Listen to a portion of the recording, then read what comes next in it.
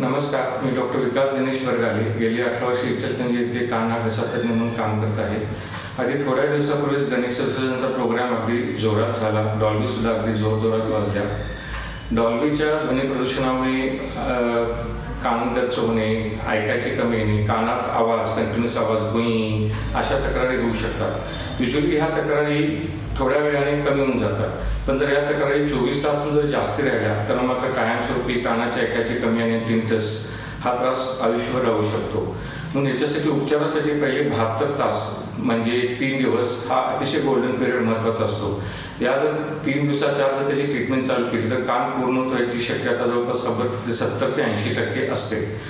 म्हणून वेळ वाया न घालवता जर अशी तक्रारी असतील तर उगाच कानात थेंब घालणे किंवा अँटीबायोटिक घेणे असे सगळे करण्यापेक्षा लवकरात लवकर ENT सर्जनला दाखवून घेणे अतिशय महत्त्वाचे असते.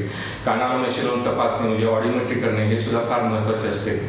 उगाच वेळ वाया घालून चालणार नाही. म्हणजे थोडे दिवस बघूया, हळूहळू कमी होईल अशा संभ्रमात राहू नका. त्यामुळे लवकरात लवकर ENT सर्जन करणं, त्याची पूर्ण ट्रीटमेंट करून घ्या ही नम्र विनंती. धन्यवाद.